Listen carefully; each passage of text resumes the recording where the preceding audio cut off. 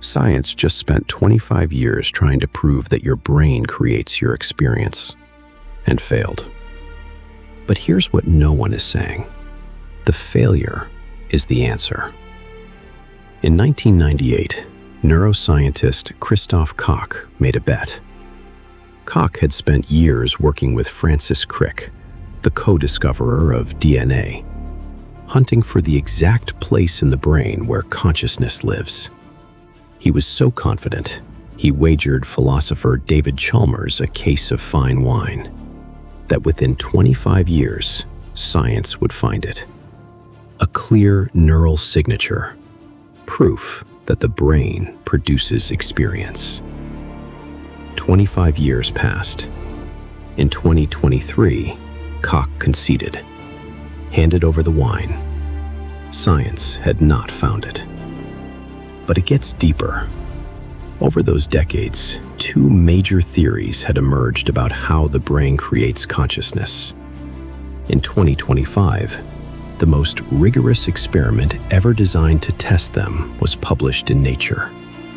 6 laboratories, 256 participants, everything pre-registered. Neither theory's core predictions held up. And then, Koch did something no one expected. At a symposium in Portugal in 2026, the man who had spent his entire career searching for consciousness inside the brain said, "Maybe the brain doesn't produce consciousness at all. Maybe it filters it. Maybe consciousness was already there, and the brain just shapes it." In his own words, nothing in science explains how 3 pounds of matter can love, hate, dream, or hope for its future. So, science has finally proven that consciousness is fundamental, right? No. And this is where most people stop thinking. But don't. Koch changing his mind is real. The experimental failure is real.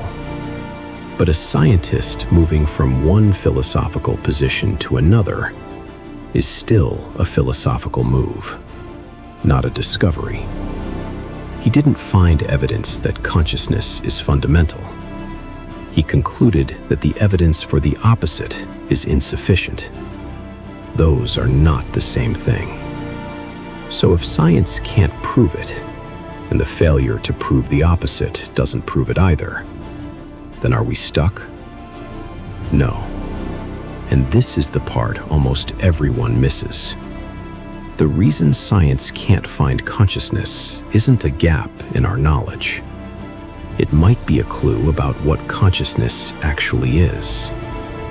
If awareness is what makes observation possible, then asking science to find awareness is asking the eye to see itself. Not a reflection, the actual eye, the one doing the seeing. You can't turn the instrument of observation into the object being observed without losing the very thing you're looking for. That's not a problem better technology will solve. It's structural. It's built into what observation means. And this has been understood before. Thousands of years before the hard problem had a name, a contemplative tradition asked a question that cuts even deeper than Koch's. Not where is consciousness in the brain, but what remains when everything else disappears. In waking life, you're one person. In dreams, you become someone else entirely. Memories change, personality shifts, and you don't even notice. In deep, dreamless sleep, everything vanishes. Body, world, identity, time, all gone. But you don't become nothing. You wake up and say, "I slept well." Something was there. Something that isn't the body, isn't the personality, isn't the story. something that stayed constant while everything else fell away. Koch didn't arrive at his conclusion through a new experiment.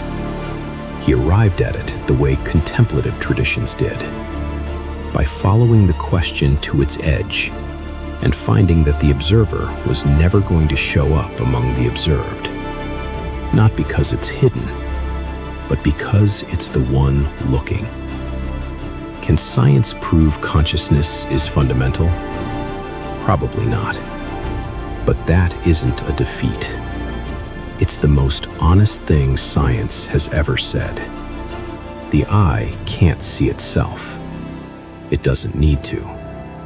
It was already seeing.